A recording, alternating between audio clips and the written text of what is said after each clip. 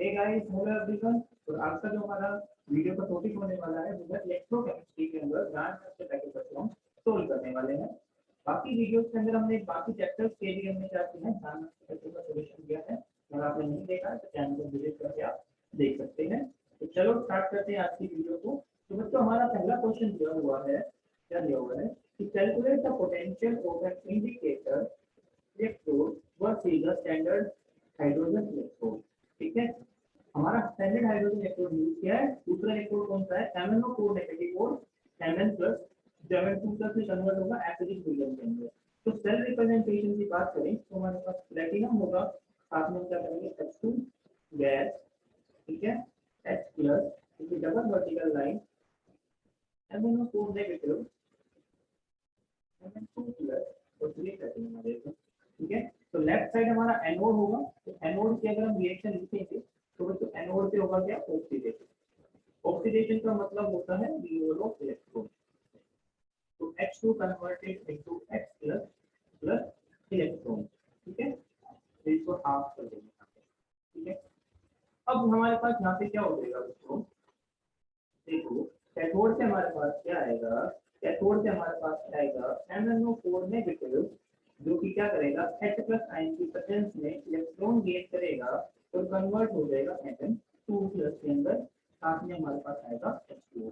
Reaction balance नहीं है, reaction को बैलेंस करेंगे, यहाँ पे 8 आ जाएगा, यहाँ पे 5 आ जाएगा, यहाँ पे क्या आ जाएगा 4 आ जाएगा। ठीक है, यहाँ पे इनिशियल कंसंट्रेशन हमारे पास दिया हुआ है 0.1 मोलर। ठीक है, इनिशियल मतलब P इक्वल टू 0 के ऊपर हमारे पास है 0.1 मोलर। H प्लस आयन का हमारे पास दिया हुआ है 0.8। ठीक है, यहाँ पे ये दोनों आ जाएगा 0। फिर ठीक है, फिर क्या बोला उन्होंने कि जो रिएक्शन है वो 90% ऑफ द Fe2 प्लस के साथ में यहाँ पे खत्म होती है। ठीक है, तो मतलब क्या है, यहाँ पे जो MnO4 नेगेटिव है वो 90% ऑफ Fe2 प्लस से रिएक्शन कर लेता है। इसका मतलब क्या है कि 0.1 मोल है वो 90% हमारा रिएक्शन में पार्टिसिपेट कर चुका है। बचा कितना है, P equal to P dash से बचा कितना। तो बच्चों बचा हमारा कितना बचा 0.01, सिर्फ 10% बचा है हमारा, 90% हमारा कंप्लीट हो गया है। तो 0.0 निकाल जाएगा। ठीक है, 90% बन गया मतलब 0.09। बच्चों जो परसेंट निकालेंगे वो हम इनिशियल का निकालेंगे। इनिशियल हमारे पास 0.1 मोल था, इसी का 10% निकलेगा और इसी का भी हमारा कितना मिलेगा 90% यहाँ पे हमारा निकलेगा। बच्चों समझ में आ गया। अब हम क्या करेंगे, सिंपल, अब हम लगाएंगे नॉर्थ इक्वेशन। नॉर्थ इक्वेशन हम लगाएंगे, क्या आएगा हमारे पास, T cell is equal to T no cell minus 0.0591 upon में n। n की वैल्यू हमारे पास बच्चों कितनी आ जाएगी, यहाँ पे 5 आ जाएगी। ठीक है, log ऑफ प्रोडक्ट अपॉन में रिएक्टेंट, प्रोडक्ट में हमारे पास क्या आएगा Mn2 प्लस, या हम सिंपल बात बोल सकते हैं ऑक्सीडेशन अपॉन में रिडक्शन। ठीक है, तो Mn2 plus divide by MnO4 negative plus H plus. यहाँ पे देखो राइट साइड हमारे पास क्या है, प्रोडक्ट में Mn2 प्लस है, उसको ऊपर लिखेंगे। रिएक्टेंट में हमारे पास दो चीजें हैं, MnO4 नेगेटिव में साथ में H प्लस है। तो उससे H प्लस का स्टोइकियोमेट्रिक कोएफिशिएंट कितना है 8। तो H प्लस की पावर भी कितनी जाएगी दोस्तों, यहाँ पे 8 जाएगी। तो वैल्यू पुट करेंगे। अब बच्चों हमारे पास बात आती है ई नोट सेल की। ठीक है, तो ई नोट सेल बच्चों हमारे पास होता है E naught R minus E naught L. ठीक है, तो हमारे पास जो एनोड पे हमने रखा है वो स्टैंडर्ड हाइड्रोजन इलेक्ट्रोड है, इसका मतलब है वो कितना है 0 है। तो एनोड पे हमारे पास कितना आ जाएगा 0, जबकि कैथोड पे हमारे पास कौन सा है 1.51। तो आर का मतलब होता है राइट साइड, राइट साइड हमारे पास होता है कैथोड। तो 1.51 माइनस 0, तो ओवरऑल वैल्यू कितनी आएगी हमारे पास 1.51 वोल्ट आएगा। तो ई नोट सेल हमारे पास कितना आ जाएगा 1.51। यहाँ पे हम पुट करेंगे 1.51 माइनस 0.0591 डिवाइड बाय 5, यहाँ पे आ जाएगा लोग Mn2 प्लस कितना आ जाएगा हमारे पास ये 0.09। तो यहाँ पे हमारे पास MnO4 नेगेटिव हमारे पास 0.01, तो ये 0.08 की पावर में आ जाएगा 8। तो समझ में आ गया। अब क्या करना है, इसको सोल्व करके इससे क्या करना है माइनस करना है। जब आप इसको पूरा कैलकुलेशन कर लोगे तो हमारे पास आंसर आएगा 1.395 वोल्ट। ठीक है, ये हमारा क्या होगा रिक्वायर्ड आंसर होगा। ठीक है, चलो आगे चलते हैं नेक्स्ट क्वेश्चन के ऊपर। तो नेक्स्ट क्वेश्चन हमारे पास दिया हुआ है in an electrolysis experiment constant current was pass for 5 hours. ठीक है, 5 घंटे के लिए हमारे पास क्या हुआ करंट पास कराया हमने। ठीक है, थ्रू टू सेल्स, दो सेल्स से कनेक्टेड इन सीरीज। दो सेल्स की जो सीरीज में कनेक्टेड थी, जो first cell contain a solution of gold salt and the second cell containing copper sulphate solution. में आगे क्या हुआ है, 9.85 gram of gold was deposit in the first cell if the oxidation number of gold is +3। तो बच्चों यहाँ पे दो चीजें दी हुई है कि हमारा गोल्ड है, हमारे पास जो गोल्ड है AU, उसका ऑक्सीडेशन स्टेट कितना है बच्चों, पहली बात तो +3 है, और जो इसका अमाउंट डिपॉजिट हुआ है वो है 9.85 ग्राम। ये दो चीजें दी है। यहाँ पे दो सेल्स को आपस में कनेक्ट किया है, तो हम यहाँ पे क्या लगाएंगे बच्चों, यहाँ पे हम लगाएंगे क्या, फैराडे का सेकंड लॉ। ठीक है, फैराडे का सेकंड लॉ क्या कहता है कि mass of AU deposit divided by mass of copper deposited is equal to equivalent mass of gold divided by equivalent mass of copper। ठीक है बच्चों, हमें क्या निकालना है, मास ऑफ कॉपर डिपॉजिटेड हमें निकालना है। तो बच्चों मास ऑफ AU डिपॉजिट कितना है, 9.85 gram divided by mass of copper deposited, ये हमें निकालना है। Is equal to equivalent mass की बात करें तो इक्विवेलेंट मास कितना हो जाएगा दोस्तों, molecular mass divide by n factor. Molecular mass तो गोल्ड का कितना होगा 193, और एन फैक्टर आपको यहाँ पे 3 गिवन है। कॉपर की बात करें तो आपको पता ही है 63.5, और एन फैक्टर कितना होगा 2 होगा। तो सिंपल हम यहाँ पे क्या करेंगे, वैल्यू पुट कर देंगे 193/3 डिवाइडेड बाय 63.5 डिवाइडेड बाय 2। अब क्या करेंगे, क्रॉस मल्टीप्लाई करके सिर्फ और सिर्फ हमें क्या करना है, यहाँ पे आंसर निकालना है। तो यहाँ पे हमारे पास आ जाएगा मास ऑफ कॉपर डिपॉजिट कितना आ जाएगा बच्चे, यहाँ पे 4.7625 ग्राम हमारे पास यहाँ पे क्या आएगा, आंसर आ जाएगा। ठीक है, यहाँ पे हमारा क्वेश्चन खत्म नहीं होता है, इससे आगे हमारे पास और चीजें दी हुई है। क्या दिया हुआ है कि find the amount of copper deposit on the cathode in the second cell, ये हमारा हो गया। Also calculate the magnitude of the current in ampere. यहाँ पे हमें क्या करना है, यहाँ पे हमें करंट की वैल्यू भी निकालनी है एम्पियर के अंदर। तो यहाँ पे एम्पियर निकालने के हम क्या करेंगे, यहाँ पे अपना फैराडे का फर्स्ट लॉ यूज करेंगे, जो कि कहता है, क्या कहता है कि W is equal to ZIT। Z हमारे पास कांस्टेंट है, जेड को रिमूव करके हम यहाँ पे निकाल लेते हैं equivalent weight divide by 96500 into I into T। ठीक है बच्चों, यहाँ पे इक्विवेलेंट वेट कॉपर का कितना आ जाएगा 63.5, वेट ग्राम कितना डिपॉजिट हुआ ये हमारे पास कितना आ गया 4.7625। तो यहाँ पे फॉर्मूले वैल्यू पुट करेंगे तो हमारे पास कितना आएगा 4.7625 is equal to equivalent weight कितना आ जाएगा 63.5 डिवाइड बाय 2, ये 96500 हमारे पास फैक्टर आ जाएगा। करंट हमें निकालना है, तो टाइम कितना है हमारे पास 5 आवर्स हमारे पास क्वेश्चन में गिवन है। तो 5 आवर्स को बच्चों आप क्या करोगे, सेकंड में कन्वर्ट करोगे। तो 5 into 60 into 60 आप दोनों कन्वर्ट कर दोगे, मल्टीप्लाई कर दोगे, तो हमारा आंसर कितना आ जाएगा बच्चों, सेकंड में आ जाएगा। तो फिर आप यहाँ पे क्या करोगे, क्रॉस मल्टीप्लाई करके हमें क्या करना है, आई की वैल्यू कैलकुलेट करनी है। जब आप फाइनली सोल्व कर लोगे तो हमारे पास आंसर आएगा 0.804 एम्पियर। 0.804 एम्पियर बच्चों हमारा क्या आएगा, फाइनल आंसर आएगा। ठीक है, चलो आगे चलते हैं। नेक्स्ट क्वेश्चन बच्चों हमारे पास क्या दिया हुआ है कि estimate the cell potential of a Daniell cell having 1.0 molar zinc 2 plus and originally having 1.0 molar copper 2 plus after sufficient ammonia has been added to the cathode। वो तो यहाँ पे हमारे पास डेनियल सेल है, डेनियल सेल में zinc और copper हमारे पास होता है। इसमें हमने क्या किया, अमोनिया को डाल दिया कहाँ पे, कैथोड पे डाला। इसका मतलब क्या है, हमारी जो भी रिएक्शन होगी वो कैथोड के ऊपर होगी, एनोड के ऊपर हमारा कोई चेंज नहीं होगा। बच्चों समझ में आ गया।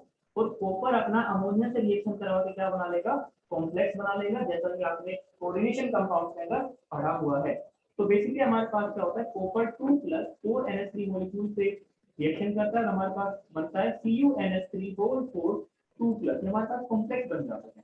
ठीक है, यहाँ पे हम क्या करते हैं, इक्विलिब्रियम कांस्टेंट बना लेते हैं, निकालेंगे तो क्या आएगा CuNH3 whole 4 2 plus concentration of product divide by concentration of reactant. तो रिएक्टेंट में हमारे पास कॉपर 2 प्लस है और हमारे पास क्या है, अमोनिया है NH3। NH3 का स्टोइकियोमेट्रिक कोएफिशिएंट 4 है, तो इसकी पावर में क्या आ जाएगा बच्चों, यहाँ पे 4 आ जाएगा।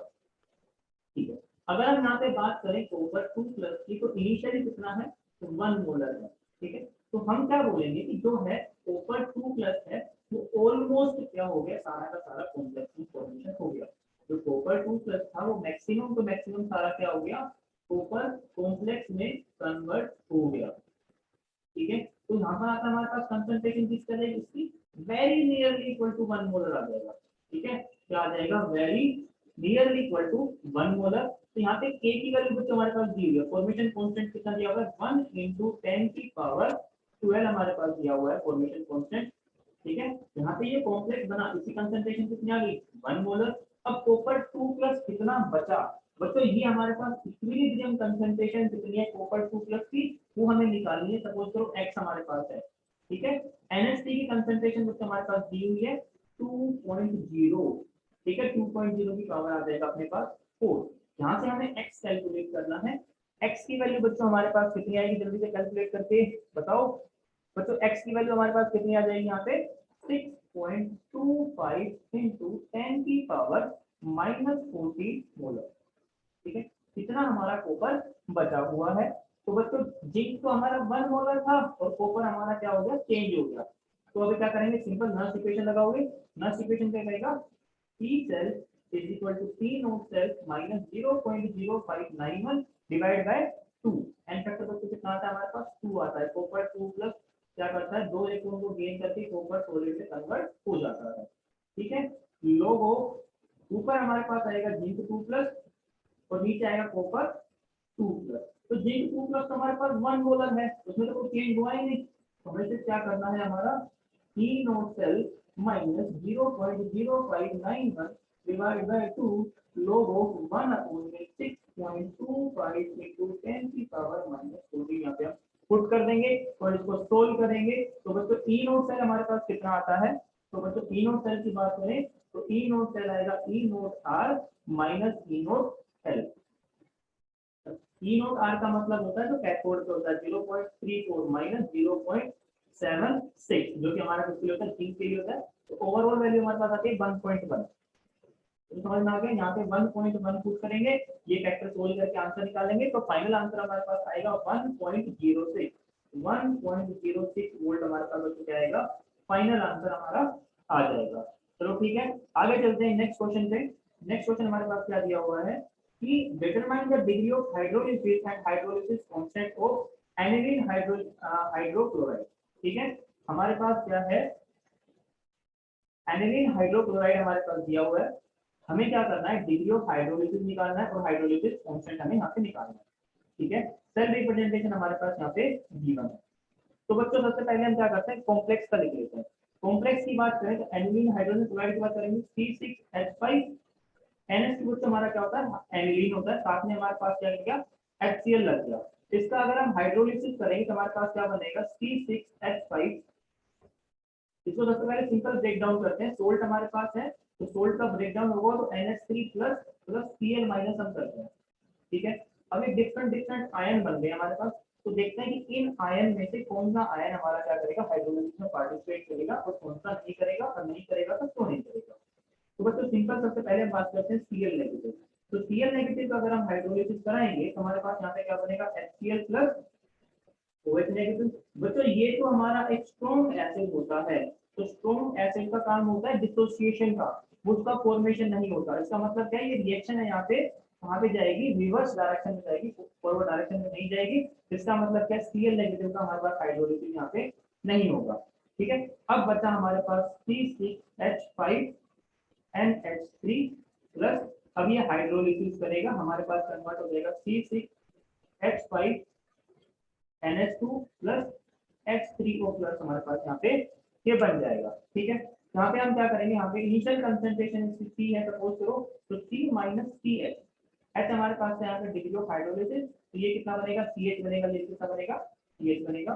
H हमारे पास यहाँ पे क्या हो गया बच्चों, डिग्री ऑफ हाइड्रोलिसिस। ठीक है, अब यहाँ पे क्या हो जाएगा, यहाँ पे इक्विलिब्रियम बनेगा बच्चों, यहाँ पे भी इक्विलिब्रियम बनेगा। ठीक है, तो अब यहाँ से हम बोल सकते हैं क्या कि जो कंसंट्रेशन है H3O प्लस की, H3O प्लस की कंसंट्रेशन किसके बराबर होगी, CH के बराबर होगी। आया ना, बोलो। ठीक है, अब यहाँ पे H3O प्लस की कंसंट्रेशन का मतलब होता है H प्लस आयन की कंसंट्रेशन। दोस्तों यहाँ पे एक चीज सबसे इंपॉर्टेंट ये कि हमें ई सेल दिया हुआ है, ई सेल हमारे पास दिया हुआ है -0.1884, ठीक है। साथ में हमारे पास हाइड्रोजन इलेक्ट्रोड भी है। तो बच्चों जैसा आपको पता है, आपने लास्ट वीडियो में हमने देखा था, अगर आपने नहीं देखा है तो नर्स इक्वेशन वाली वीडियो आप जाके देख सकते हैं। वहां पे आपको देखने को मिलेगा हमने क्या किया था, हमने ई सेल को लिंक किया था किससे, पीएच के साथ में, ठीक है। तो हमारे पास बच्चों क्या आता है, E cell is equal to E naught cell -0.0591 divide by n, हमारे पास आया था 1 और आ गया था log ऑफ 1 अपॉन में H प्लस साइन कंसंट्रेशन। ये हमने हाइड्रोजन के लिए निकाला था, तो हमने क्या बोला था, हाइड्रोजन के लिए ई नॉट सेल हमारे पास कितना होगा, 0 होगा। तो यहाँ पे E cell is equal to -0.0591, यहाँ पे log ऑफ 1 अपॉन में H प्लस साइन कंसंट्रेशन, ठीक है। तो बच्चों यहाँ से हम क्या करेंगे, ई सेल का यूज करेंगे, हमारे पास जो गिवन है यहाँ पे हम निकालेंगे H प्लस आयन कंसंट्रेशन।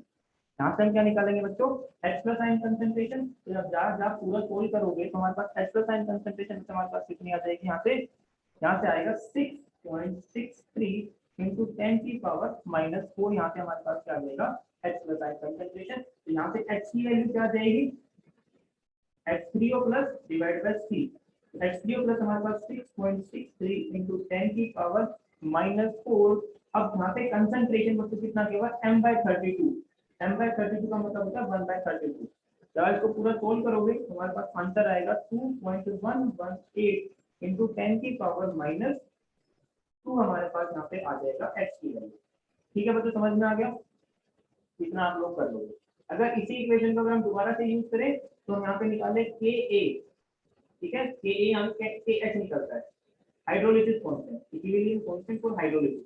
तो हमारे पास यहाँ पे क्या आएगा, सी एच, एक concentration of product divide by concentration of reactant हमारे पास आएगा। तो C H into C H divide करेंगे पी इंटू 1 माइनस एच से, तो C square H square over क्या आ जाएगा, सी इंटू 1 माइनस एच, तो एक कैंसिल हो जाएगा, तो सी एच स्क्वायर और 1 माइनस एच, तो समझ में आ गया। तो यहाँ पे एच हमारा वेरी लेस हो जाएगा, तो हम सिंपल इसको सी एच स्क्वायर एक बार प्रूव कर सकते हैं।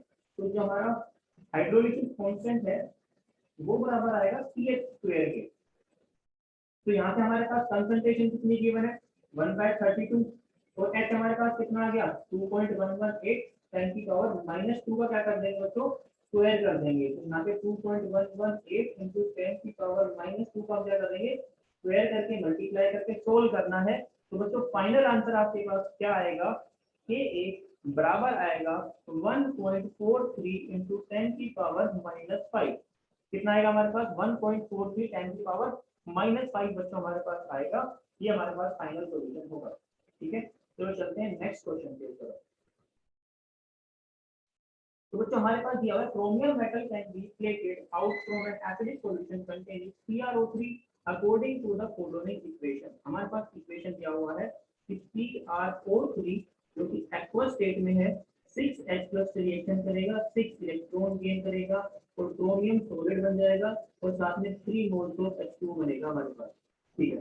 अब यहाँ पे हमारे पास क्या आएगा, हमें कैलकुलेट करना है how many gram of chromium will be deposited out by 24000 coulomb, ठीक है। तो बच्चों यहाँ पे हमारे पास अमाउंट ऑफ ग्राम निकालना है, तो सिंपल आप क्या करोगे, फैराडे का फर्स्ट लॉ लगाओगे।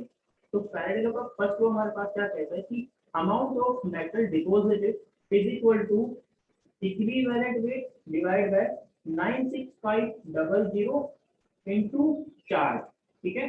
तो हमें यहाँ पे चार्ज क्यू यूज करेंगे, यहाँ पे आई टी यूज नहीं करेंगे। तो अमाउंट ऑफ डिपॉजिट हमें W निकालना है, तो W equal to equivalent weight आपको निकालना है क्रोमियम का। तो क्रोमियम का इक्विवेलेंट वेट कितना आ जाएगा, 52/6। देखो यहाँ पे क्रोमियम का मोलिकुलर वेट होगा 52। अब यहाँ पे क्रोमियम है +6 पे, यहाँ पे कन्वर्ट हो गया 0 में, एन तक पे कितना आ गया बच्चों, यहाँ पे 6 आ गया। तो इक्विवेलेंट कितना हो जाएगा, 52/6, ठीक है। क्यू हमें निकालना है, क्यू हमें गिवन है, क्यू हमें कितना गिवन है, 24,000 और 96500। मल्टीप्लाई करके सोल्व कर लो, मल्टीप्लाई करके जब सोल्व करोगे तो हमारे पास आंसर आएगा 2.1554 ग्राम, ये हमारे पास आ जाएगा, ठीक है। दूसरा हमें पूछा हुआ है कि how long it will take 1.5 gram of copper. अगर हमें क्या करना है, 1.5 ग्राम करना है कैलकुलेट करना है बाय यूजिंग 12.5 एम्पियर करंट, तो कितना टाइम लगेगा? तो बच्चों सिंपल हमारे पास क्या करेंगे, फिर से सेम फॉर्मूला अप्लाई करेंगे, W is equal to equivalent weight divide by 96500 into I into T। अब हम क्या करेंगे, Q को ब्रेक कर देंगे IT के अंदर, ठीक है। तो अब हमारे पास कितना दिया हुआ W 1.5 is equal to equivalent weight कितना आएगा 52/6, यहाँ पे 96500 सेम रहेगा। आई हमारे पास क्या है देखो 12.5 गिवन है और हमें कैलकुलेट करना है टाइम पर। अब हमें क्या करना है, टाइम कैलकुलेट करना है, तो सारी चीजें गिवन है, आपको क्या करना है सिर्फ क्रॉस मल्टीप्लाई करके आपको टाइम निकालना है, तो टाइम आएगा 1336.15 सेकेंड। तो जब आप टाइम निकालोगे हमेशा किसमें निकालना, सेकंड्स में निकालना। बाकी डिपेंड करता है आपके ऑप्शन में कि आपका ऑप्शन मिनट्स में गिवन है या आवर्स में गिवन है। अगर नहीं पूछा है तो आप सिंपल क्या करोगे, सेकंड में इसको आंसर कैलकुलेट करोगे। चलो चलते हैं नेक्स्ट क्वेश्चन पर। बच्चों नेक्स्ट क्वेश्चन हमारे पास दिया हुआ है, calculate the quantity of electricity delivered by Daniell cell initially containing 1 liter each of 1 molar copper 2 plus and 1 molar zinc 2 plus which is operated until its potential drop to 1 volt। ठीक है, वो क्या कह रहा है कि हमारे पास इनिशियली क्या है 1 मोलर हमारे पास जिंक 2 प्लस है और 1 मोलर ही हमारे पास क्या है कॉपर 2 प्लस है। सेल चल रहा है चल रहा है चल रहा है और 1 वोल्ट पे आकर के हमारा सेल रुक गया, ठीक है। अब हमारा क्या होगा, वोल्टेज कितनी होगी 1 वोल्ट हो गई। तो इस बीच हमारा कितनी इलेक्ट्रिसिटी हमारी प्रोड्यूस हुई वो हमें बतानी है बेसिकली।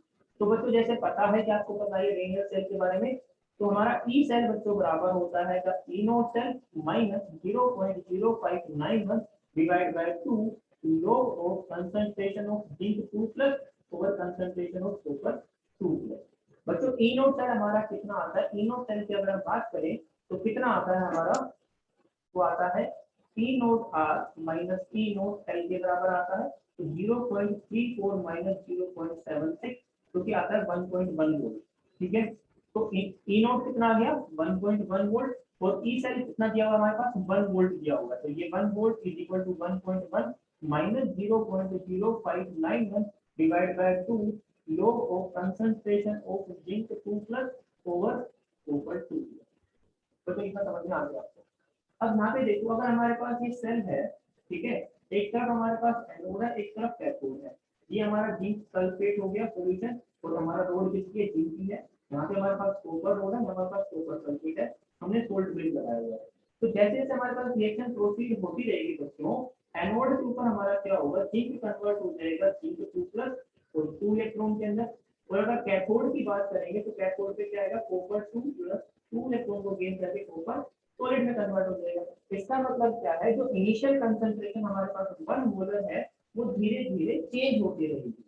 जो जिंक है उसकी कंसंट्रेशन बढ़ती रहेगी और कॉपर सल्फेट के अंदर कॉपर की कंसंट्रेशन होती रहेगी बच्चों कम होती रहेगी, ठीक है। तो हमारे पास इसको कैसे लिखेंगे 1 is equal to 1.1 minus 0.0591 divide by 2 log of. अब बच्चों हमारे पास यहाँ पे जिंक की कंसंट्रेशन क्या हो गई बच्चों, बढ़ गई। तो पहले 1 मोलर थी तो हम लिखेंगे 1 माइनस एक्स, यहाँ पे हम क्या लिखेंगे 1 माइनस, ऊपर लिखेंगे 1 प्लस एक्स और नीचे हमारे पास आ जाएगा 1 माइनस एक्स, ठीक है।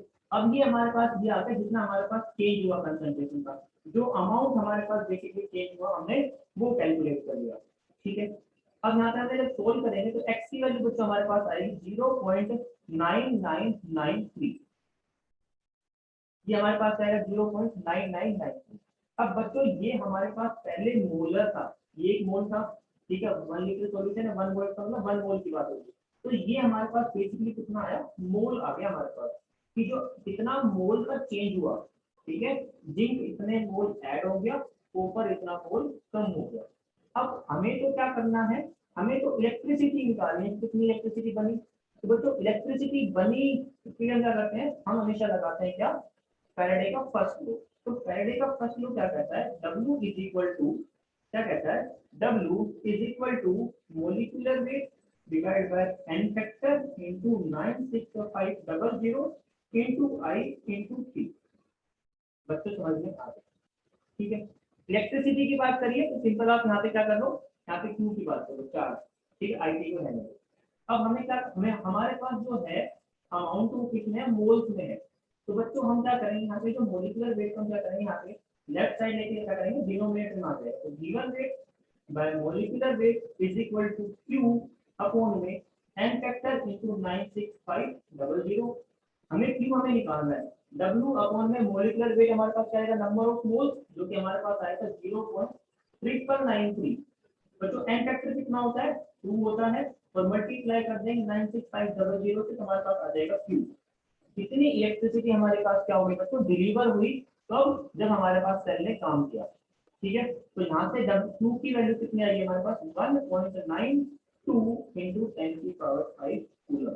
अब क्या करना है, कैलकुलेशन पास करना है और आप ये हमारा सोल्व हो जाएगा। ठीक है बच्चों, चलते हैं अगले क्वेश्चन पे। तो अगला क्वेश्चन देखो बच्चों हमारे पास क्या दिया है, बहुत ही सिंपल क्वेश्चन है, थोड़ा सा आपको दिमाग लगाना है, आपका क्वेश्चन सोल्व हो जाएगा। सबसे पहले हमारे पास सेल रिप्रेजेंटेशन दिया हुआ है, तो हमारे पास क्या है, मेटल एम हमारे पास जो है वो कन्वर्ट हो गया N3+ के अंदर। अगर हम बात करें एनोड की रिएक्शन की, तो हमारे पास क्या आएगा, M कन्वर्ट हो गया N3+ प्लस 3 इलेक्ट्रॉन वो क्या करेगा, यूज कर देगा। साथ में कैथोड के ऊपर हमारे पास क्या हुआ, Ag+ एक इलेक्ट्रॉन को गेन करता है तो कन्वर्ट हो जाएगा Ag सॉलिड के अंदर।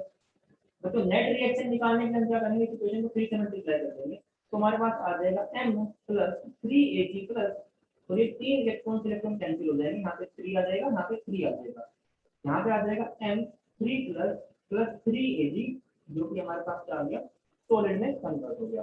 तो समझ में आ गया, हाँ ये हमारे पास आ गई। यहाँ से हम पता लगा सकते हैं कि N कितना है, नंबर ऑफ इलेक्ट्रॉन चेंज हमारे पास कितना बच्चों यहाँ पे 3 है। ठीक है, अब हमें क्या करना है, EMF of the cell, EMF of the cell हमारे पास कितना है, ईएमएफ ऑफ द सेल कितना हमारे पास है 0.42 हमारे पास गिवन है, और हमारे पास जो मेटल है इसका हमारे पास क्या करना है, ई नोट हमें निकालना है, जबकि हमारे पास ई नोट केजी के लिए दिया हुआ है। ठीक है, तो सिंपल बच्चों क्या करो, नॉट इक्वेशन लगा लो, तो E cell is equal to E naught cell minus 0.0591 divide by 3 आएगा। एन फैक्टर हमारे पास कितना गया बच्चे, यहाँ पे 3 आ गया, इलेक्ट्रॉन चेंज हमारे पास 3 आ गया, into log of product ammonium reactant concentration of क्या आएगा, m प्लस 3 डिवाइड बाय हमारे पास क्या है, कंसंट्रेशन ऑफ Ag प्लस, इसका स्टोइकियोमेट्रिक कोएफिशिएंट कितना है, 3 है, तो इसकी पावर आ जाएगी 3। ठीक है बच्चों, समझ में आ गया। हमारे पास क्या दिया हुआ, देखो Ag कंसंट्रेशन कितनी गिवन है 0.001, यहाँ पे पुट कर देंगे, तो ई सेल हमारे पास कितना गिवन है, देखो 0.42 is equal to E naught cell minus 0.0591 divided by 3 log of, अब देखो मेटल की कंसंट्रेशन कितनी गिवन है 0.0018, जबकि हमारे पास Ag कंसंट्रेशन कितनी गिवन है 0.01, इसकी पावर में क्या आ जाएगा बच्चों, हमारे पास आ जाएगा 3। ठीक है, क्योंकि स्टोइकियोमेट्रिक कोएफिशिएंट हमारे पास कितना है 3 है, तो इसको जब आप सोल्व करोगे तो ई नोट सेल आप निकाल लोगे। ठीक है, यहाँ से आप क्या करोगे, ई नोट सेल निकाल लोगे, जो कि हमारे पास कितना आएगा 0.484 वोल्ट हमारे पास आ जाएगा। ठीक है, और दोस्तों आपको पता है E naught cell is equal to E naught R minus E naught L. समझ में आ गया, जो कॉपर है Ag हमारे पास जो है Ag है, उसका हमारे पास क्या हुआ, रिडक्शन हुआ, तो कहाँ पर आएगा वो, राइट हैंड साइड आएगा, यहाँ पर बोलेंगे ई नोट आर पर आएगा। तो ई नोट आर हमारे पास कितना गिवन है 0.80 माइनस ई नोट एल, किसके बराबर हो जाएगा, ई नोट सेल के बराबर हो जाएगा। ई नोट सेल हमारा आ गया 0.484, यहाँ पे क्या करेंगे minus 0.80 equal to minus E naught L, तो यहाँ से ई नोट एल हमारे पास कितना आ जाएगा बच्चों, यहाँ से आएगा हमारा 0.32 वोल्ट हमारा आ जाएगा। ठीक है, इसका मतलब क्या हो गया, जो हमारे पास आ गया ई नोट एम 3 प्लस एम के अंदर कन्वर्ट हुआ, तो वैल्यू कितनी है 0.32 वोल्ट हमारे पास यहाँ पे आ गई, जो कि हमारा क्या होगा बच्चों, फाइनल आंसर होगा। तो आज की वीडियो में इतना ही। अगर आपको समझ में आया है तो चैनल को लाइक करें, शेयर करें, सब्सक्राइब करें, और अपने फ्रेंड्स के साथ शेयर करना ना भूलें। Okay, thank you very much.